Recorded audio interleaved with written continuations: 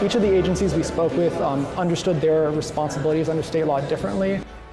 This morning on Inside Kansas Politics, state agencies under fire this morning. Why a new state audit says they're failing to properly report abuse. Plus, really, I'm running to take back Kansas because for the last 15 of the last 23 years, we've been run by a liberal Democrat in the governor's office. A top GOP leader now running for governor, where Ty Masterson stands on education, taxes, and marijuana. And a major EV battery plant now open in DeSoto. But will it live up to the hype?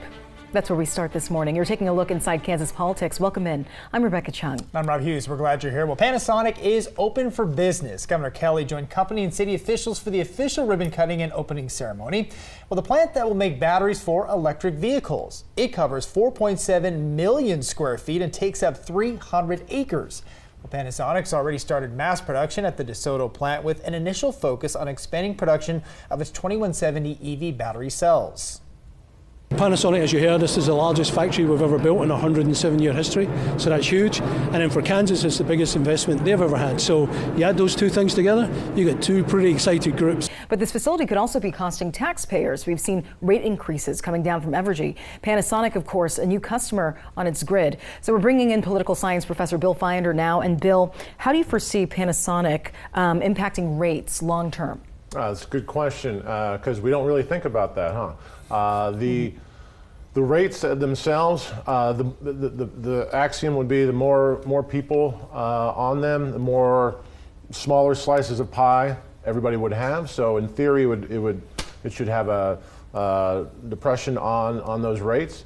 However, you're talking about a facility that needs the energy of a small city, and so that does prompt some questions. Now, at this point, be rest assured they're paying for their infrastructure to get the new energy to their plant. So whatever transmission or interconnectedness they need to do.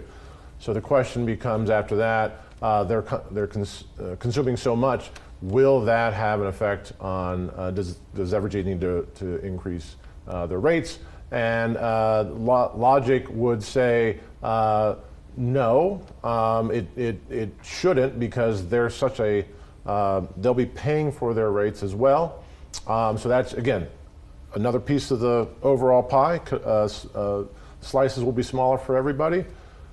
But we don't know what their production will be yet. There's other things like data centers in the area that will be taxing the grid and requiring power. So Evergy has to build out capacity, not just for Panasonic, but for all of these demands. This should have a ripple effect for other business and development that comes in that part of the region, even the whole state, to share the whole load in terms of paying for those rates. But they do have to increase capacity here in the short term. Evergy does. Now I want to turn more to a more serious topic now. When somebody in Kansas, Bill, becomes a victim of, say, abuse or neglect, the state, of course, has a system in place to investigate. However, new evidence suggests, though, that system is flawed. Yes, it does. Under state law, 3 state agencies are tasked with handling abuse, neglect, and exploitation cases. These agencies are the Department for Aging and Disability, the Department for Health and Environment, and the Department for Children and Families. But a recent state audit found many cases of abuse or neglect were not investigated properly due to a lack of communication between agencies. One state auditor believes Kansas lawmakers need to improve the system. One of the recommendations we made was to the legislature, and that was for them to consider amending state law so they could clarify exactly what agencies are supposed to be doing. Each of the agencies we spoke with understood their responsibilities under state law differently. Well, state law requires all abuse and neglect cases to be fully investigated within 30 workdays. Now, Bill, let's talk about what are some of the changes lawmakers can make based on this audit. And if this system fails to act, could the state be liable, and could families end up suing the state overall, or filing complaints, Bill? Yeah, I think that's a possibility right now. But if they don't do anything, that would be a major failure on the state, given this post-audit report. Those agencies don't have complete investigatory or criminal enforcement that they can do. They all have different levels of that.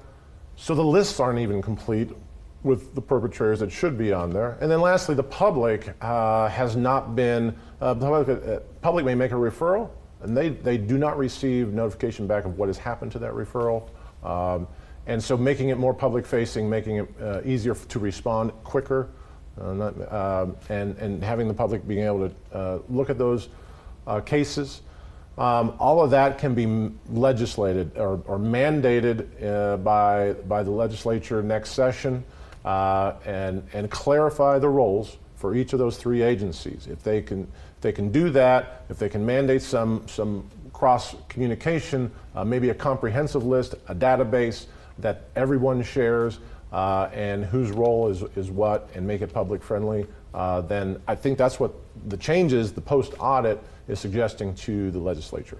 All right, Bill, thank you so much. All right, thanks so much, Bill. Coming up after the break, the very latest court ruling signaling a win for voting rights groups. How it could impact voter outreach heading into 2026. Plus, where would you draw the line between protecting unborn life and also respecting that vote in 2022 to uphold abortion rights in the state's constitution? Well, I think that Senate President Ty Masterson now entering the race for governor, where he stands on some of the state's top issues. That's still ahead. We'll be right back. You're watching Inside Kansas Politics. DeBackers Heating and Cooling can maintain all your home's furnace and air conditioning systems. Whether you just need a service or a completely new system, trust the professionals at DeBackers for year-round comfort. Taking care of your home for over 60 years in Topeka. DeBackers Heating and Cooling. Established in 2005, Sardo Countertops opened to transform houses into homes and to provide exquisite service throughout the Midwest. The result is a true masterpiece for your home. If you've been hurt in a car accident, did you know your fight isn't with the other driver? It's against their insurance company and a bunch of their big corporate lawyers. So without legal power on your side, you probably won't get the money you deserve. That's why Kansas turns to Devon James. We've battled insurance companies for thousands of clients. And when Devon James fights, Devon James wins, or you pay us nothing. Car accident? Devon James wins. Call 888-8888. When you get hurt in a car wreck, do you know who to call? Absolutely. You call DM Law. Everybody knows that. When you get hurt in a car wreck, everybody knows. Mike's got this. Everybody knows. We've helped so many people over the years. I bet I've even helped someone you know. Call DM Law. The call and consultation are always free. And they can come to you at your home, the hospital, or wherever you are. Everybody knows that. Hurt in a car wreck? Mike's got this. Everybody knows. I've got this. Call 785-444-4444. Mom, did you order something online? No, I don't think so. I don't do that. Thousands fall victim to Medicare fraud each year. Educate yourself and loved ones on these schemes and keep yourself and your information protected. I'm sorry, ma'am. Medicare states that you've already reached your claim limit for the year.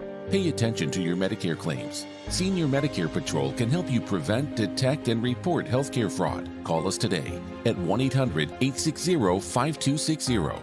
Welcome back to Inside Kansas Politics. Turning now to a major ruling for voting rights groups. A federal judge permanently blocked a 2021 Kansas law that banned groups from sending pre-filled mail ballot applications. Now, the court says it's unconstitutional, calling it a violation of free speech. The court found that lawmakers likely try to suppress voter outreach after the 2020 election, and the case could affect future voting registration in Kansas, including the new law eliminating the 3-day mail ballot grace period.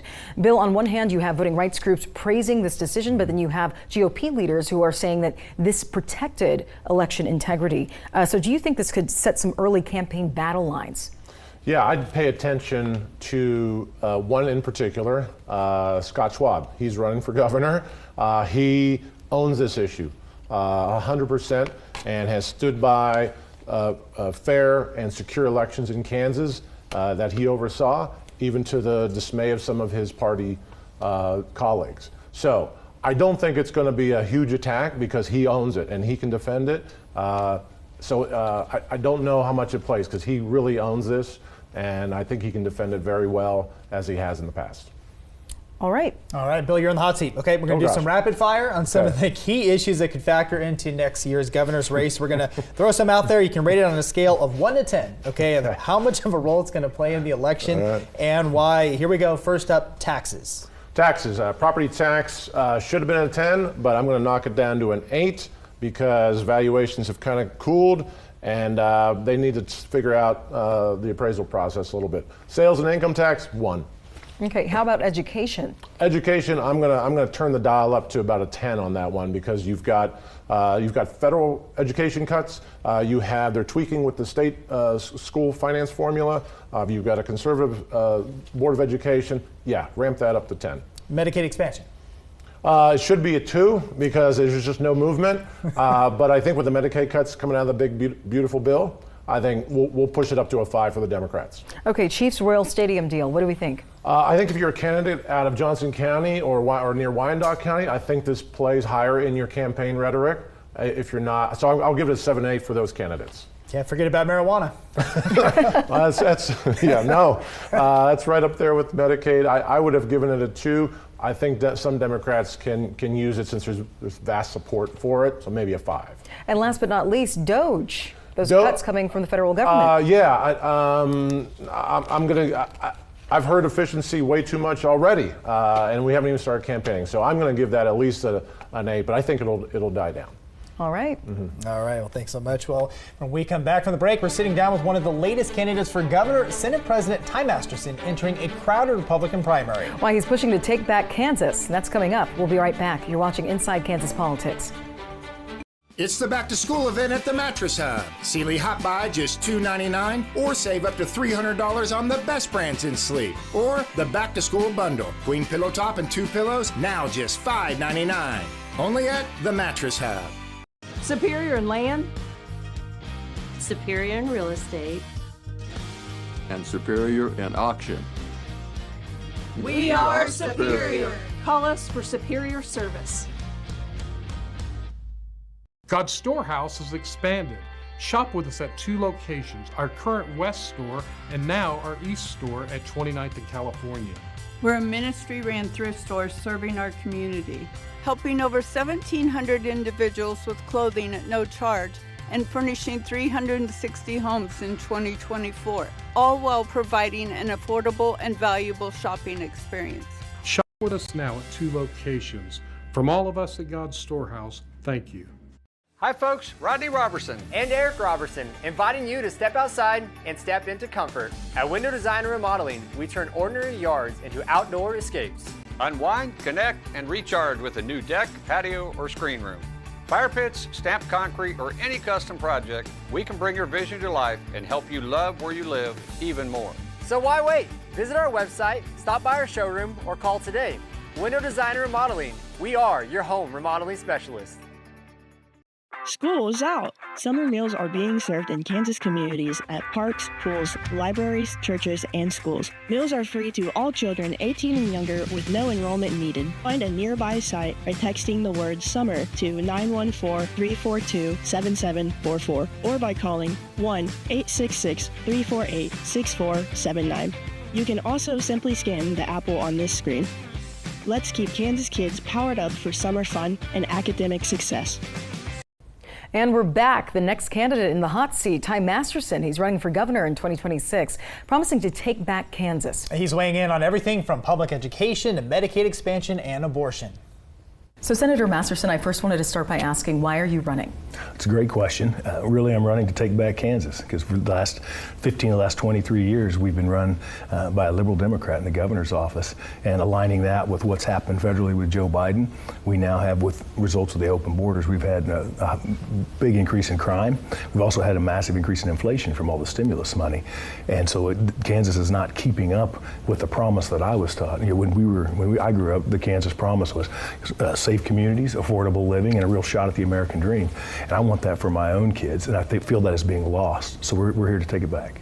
Okay, I wanted to also talk about education. School funding has been a topic in the legislature. You've claimed that there were no big cuts to public education funding under Sam Brownback when he was governor, even though Kansas courts ruled the legislature had underfunded K-12 schools. So do you believe that Kansas schools are adequately funded today? And what is your plan for school finance if you become governor in terms of adequately funding special education in areas like that? You know, and that's a complex issue. You go back there, if you're rewriting history back there. Really the biggest cuts to education that came were under Mark Parkinson, right? You had the 08 crash. And so then it was a debate about whether or not under the Brownback administration the increases were enough or fast enough. So that's why you had the court case. The courts agree that they're funded now, right? The case has been dropped, no new suits. And it is really it's time that our outcomes, though, match our public investment. And that's another area where Kansas is faltering. And we've had a great heritage of education, but here now you look at 60% of our Kansas fourth graders are below proficiency in math. 72 are below proficiency in reading. And if you can't learn to read, you can't read to learn. And so those are problems that have to be fixed. And it certainly doesn't match. That outcome certainly does not match the public investment that's being made. So do you think that public funding for schools needs to be questioned, and what would that look like to you? I don't know that needs to be questioned. It needs to be properly directed. We also have the situation where you have low-income families in particular basically trapped by a zip code in some of those schools that are failing. There are some good schools, there's some schools that are failing. And so those resources have to go to the right place, and we have to give those parents the ability to give their kids an opportunity in education. And so that's comes back to how the resources are allocated. You've also talked about wokeness in schools. Tell me a little bit about what that looks like to you. What is wokeness defined for you? Yeah, wokeness defined for me is basically the DEI ideology that divides us up and creates enemies and divides us up based on just our physical characteristics. And I think it increases racism, increases hate, and you're seeing that in our institutions. And that's what it means to me. Fighting the woke revolution for me was protecting our girls from men in their sports. It was protecting our minors from the transgender surgeries, and actually getting that ideology out of our college campuses. So how do you feel about maybe teaching things like race and U.S. history, or topics that are accommodating LGBTQ+ students in public education? Well, I don't know. It's an open forum, right? We can teach all things, but that theory really develops hatred. It increases division, and I think you're seeing that more and more, even in politics. We're not taught that we're all human beings and we all bleed the same and we all work together. We're taught you're different, you're different, you're different, and you should hate the other guy. So should we not teach those topics in schools? No, the topics. See, I think there's conflation you're having there with the topic and how it's being taught. You absolutely should teach things like, because racism and particularly slavery, it was an abhorrent thing that needs to be taught. What did we go through as a nation? How many thousands of people died in the battles of the Civil War to end all that? I feel like this type of ideology is bringing that all back. When it comes to taxes, we've talked about the flat tax a lot during the legislative session. Why do you believe the flat tax is the right policy in Kansas? And what would you say to opponents that say it disproportionately benefits the rich? No, I would just simply disagree with the opponents. It's clearly, if you look across the nation, outside of the states that have no income tax, which is a great place to be, it's the states that have a single rate that bounce back from hard times better and are doing better in the economy. I mean, right now, Kansas is the third worst economy in the nation in some statistics of all 50 states, and that's part of it. It's the environment around here. So it is the right way. It isn't disproportionate. Nobody thinks that about sales tax. That's a flat rate. We don't. The more expensive something is, you don't add another percentage to the tax. It's the fairest, safest, and best way to tax if you're going to have an income tax. Now, when the governor looks at something like this, the current governor, she says, we need to be cautious in how we balance our budget. How do you see balancing the budget with more tax cuts to come? Would you support property tax cuts, for example, in the next legislative session? Oh, absolutely. Property tax is the one thing we really have to get control of. The difficulty doing that at the state level is there's not a lot of imposed property tax, right? It's generally local, but we absolutely have to tackle out of control property taxes. And we did at the state level, right? Last year, we removed any property tax that was imposed by the state, the $1.5 million that was for institutional buildings, and we funded that a different way. But we have more to do. There needs to be accountability and transparency at the local level in those budgets. But you have to remember, and that's one of the big differences between the two sides, Republican, Democrat, progressive, liberal. One focuses on the spending, the other focuses on the revenue. One says, well, if you cut the revenue, you're going to have an out-of-balance budget. But the other side of that is you also have to control your spending. It is spending that drives those tax rates. Medicaid expansion, that's also a big topic. I know that you're against expanding Medicaid. What's your plan then to provide health coverage or medical access to those that are low income and may not be able to get private insurance? Yes, and I think you're going to see over the next years that Kansas has been proven correct in not expanding it to able-bodied individuals without dependents. It's what's happening across the country in the expanded states is it is displacing the frail and elderly, the disabled, and low-income children. That is the population that program was meant for, and that is actually understood by a vast majority. That if you're able-bodied without dependents, you should be able to work. And so what we've done, instead of expand Medicaid to those that are able, we've increased like reimbursement rates to hospitals that has compensated for that care. So doing that as opposed to expanding Medicaid? Correct, yeah. It's funding better for those that are actually the program is built for, and not putting people on the program that are able. I know that you've led efforts in the Kansas Senate to regulate abortion access more strictly, framing it as protecting common sense restrictions, correct? Can you clarify what restrictions you believe are still needed under Kansas's current law? Well, I think what's happening right now under Kansas current law, with the court decision, and we've kind of gone where we could. I think the focus we have right now is on mothers and babies. We had in the last session we gave tax credits for the unborn. That was actually a Democrat amendment. We actually require child support at that level. So we're focusing on that right now. But I mean, and I admit I'm a very pro-life person, but I think. It is vastly understood that we should have fewer abortions. Right? I think both sides of that argument think we should have less. And what's happening is we're becoming the abortion capital of the Midwest. So I am good to work with others to find compromise in what those reasonable restrictions should be. But personally, I'm very pro-life.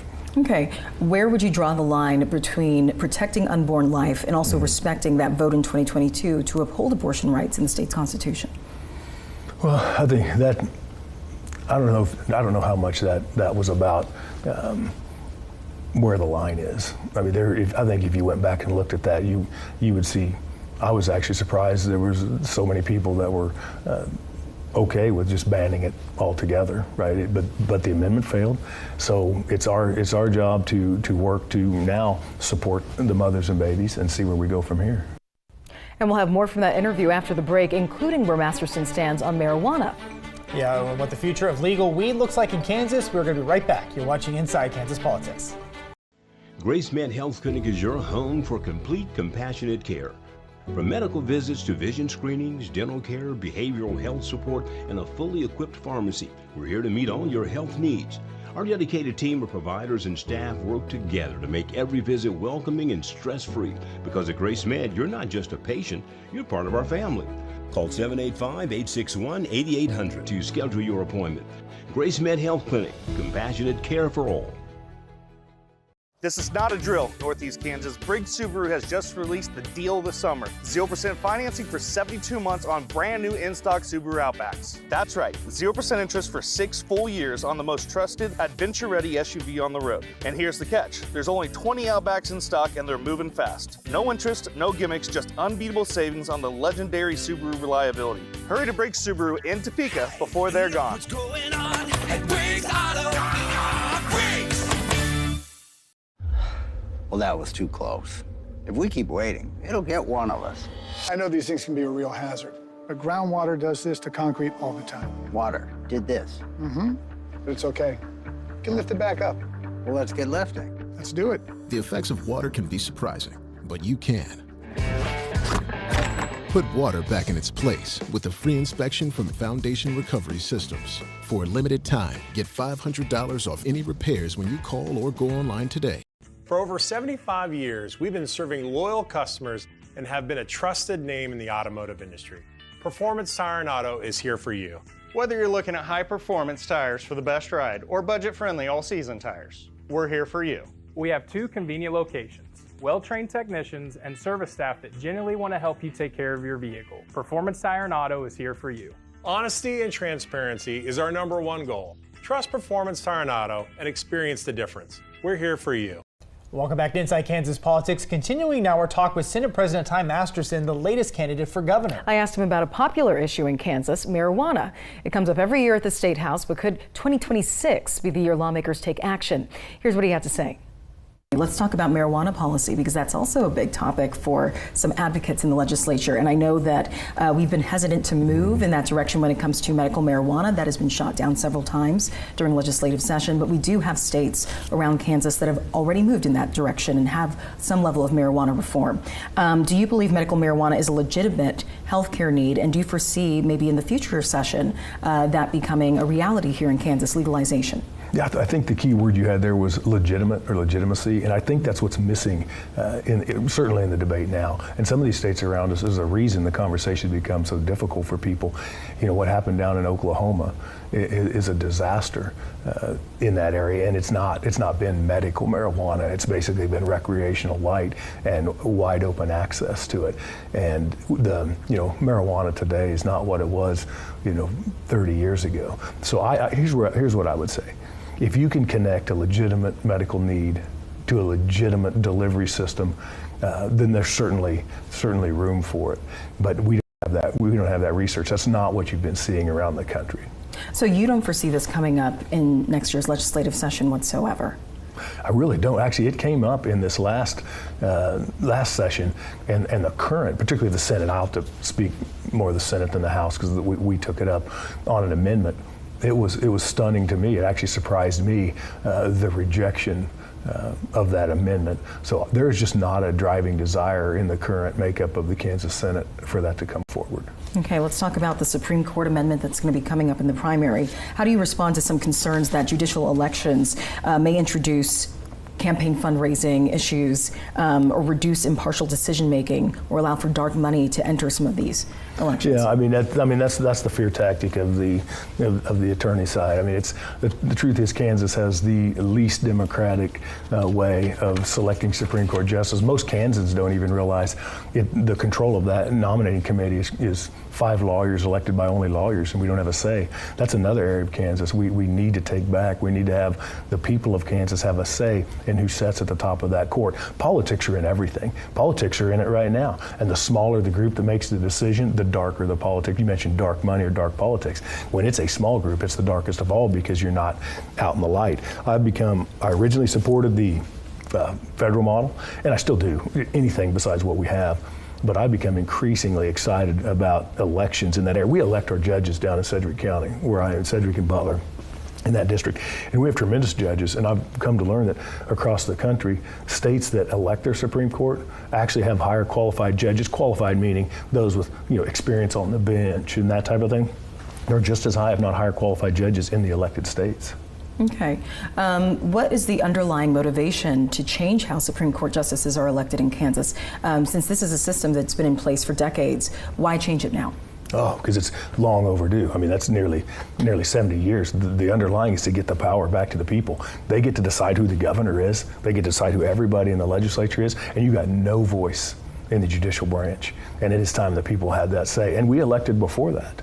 And even that situation that back in the 50s that kind of caused the uproar and the change then had nothing to do with how they're selected. They just took advantage of a moment in time and stripped that from the people. But one could argue that if you change the makeup of our Supreme Court and let's say it leaned a bit more Republican, right, we could eventually perhaps change how the Constitution is written when it comes to abortion or issues like that. I get that. I mean, but I would say if it leaned more Republican, it would lean more like the people it governs over in the judicial. Because what's happened now is we have a Supreme Court that does not reflect the Kansas people because it's been built over the decades by a very select group of people instead of the general group of people. It's like a jury of your peers. You don't go to court and sit in front of a jury of experts. You sit in front of a jury of your peers. And that's what elections are. It's making your case to the Kansas people and letting them decide who sits there. When it comes to balancing federal government and state rights, how would you handle conflicts between maybe Kansas and the federal government as governor? And can you name any federal policies or mandates that you believe overstep Kansas's turf, and what would you do to resist or seek exemptions from that? That's a deep question. I haven't put a lot of thought into it. I am very much a federalist. I believe states' rights first. I love the way the Union was created with 50 breeding grounds of democracy, and it gives our people the safety of our nation and the ability to move to states.